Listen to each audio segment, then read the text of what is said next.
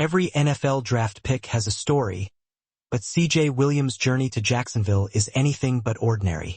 From needing special permission to play football as a 4-year-old to making Stanford history, here are 5 things you probably didn't know about the Jaguars' newest wide receiver. Before C.J. Williams became a Jaguar, he survived one of the toughest proving grounds in American high school football. Modern-day high school in Santa Ana is more than just a powerhouse. It's an NFL production line. Every practice is stacked with future power 4 stars and eventual professional players, meaning earning a starting spot can be as difficult as winning games on Friday nights. Williams flourished in that environment, helping Mater Dei capture 3 consecutive Trinity League championships while establishing himself as one of the nation's premier receiver prospects. It wasn't just football that kept him busy. Williams also competed in track and field, helping develop the speed and explosiveness that would later become hallmarks of his game. But perhaps the biggest difference came before most of his classmates had even woken up. Sharing locker rooms with elite recruits every year meant there was little room for complacency. At Mater Dei, talent was expected. Improvement was mandatory. That relentless environment helped produce a polished receiver whose work ethic impressed coaches at every stop of his college journey. If you want to understand C.J. Williams, start with his family. Growing up in the Williams household, everything became a contest. Racing to the bathroom, board games, video games, weight room sessions. Even a casual game of Mortal Kombat quickly turned into a battle for bragging rights. His younger brother once joked that no matter how much he practiced, CJ always found a way to beat him at Mortal Kombat. Chess was no different. Despite his brother joining chess club, CJ still regularly came out on top. Competition wasn't encouraged in the Williams family. It was simply a way of life. His father, Shelby "Lefty" Williams, has often spoken about his son's desire to win, but insists the defining quality wasn't the victories themselves. Instead, it was CJ's willingness to outwork everyone else before expecting success. Winning was earned through preparation. That mentality translated perfectly onto the football field. Coaches consistently praised Williams for his professionalism, attention to detail, and willingness to improve every aspect of his game. Even after transferring schools multiple times, those qualities never changed.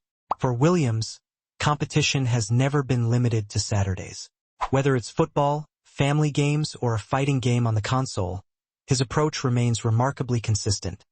Prepare, compete, and refuse to settle for second place.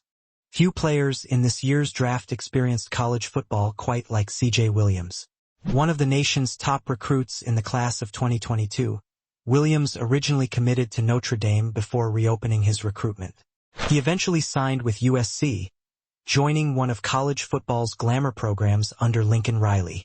His time in Los Angeles was brief.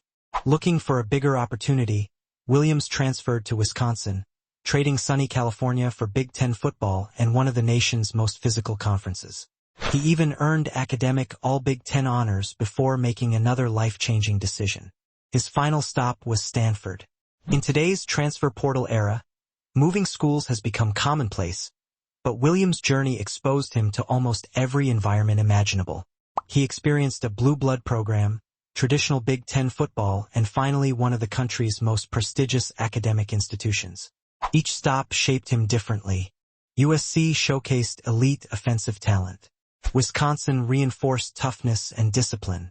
Stanford provided the opportunity to become a featured receiver while earning one of the world's most respected degrees.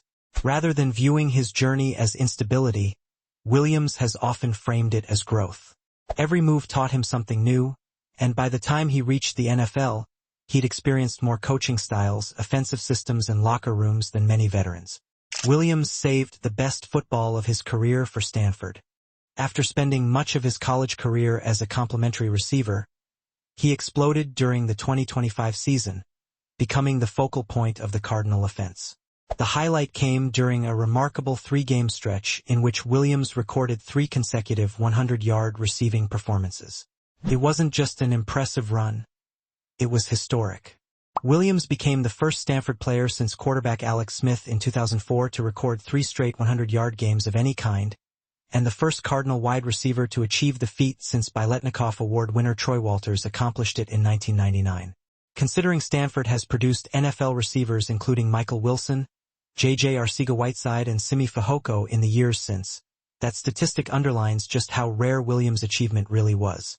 His breakout season saw him lead the Cardinal in receptions, receiving yards and touchdown catches, earning team offensive MVP honors and All-ACC recognition before declaring for the NFL draft. Sometimes all a player needs is the right opportunity. Williams finally got his, and he made Stanford history. C.J. Williams' football journey started earlier than almost anyone else's. Most organized tackle football leagues begin around 5 or 6 years old, but Williams was desperate to play even sooner. The problem was he was only 4. His parents eventually signed a waiver allowing him to compete against older children because he was below the league's minimum age requirement. While plenty of future NFL players talk about falling in love with football at a young age, Williams was literally fighting to get onto the field before he was officially old enough. His father has often credited those early experiences with teaching resilience, discipline, and toughness from the very beginning. Playing against bigger, older children forced Williams to mature quickly and develop the competitive edge that would later define his career. More than 2 decades later, that same youngster who needed special permission simply to put on shoulder pads has reached the NFL. For Jaguars fans, it's a reminder that Williams' story didn't begin with recruiting rankings or transfer portal headlines. It started with a determined 4-year-old who couldn't wait another year to play the game he loved.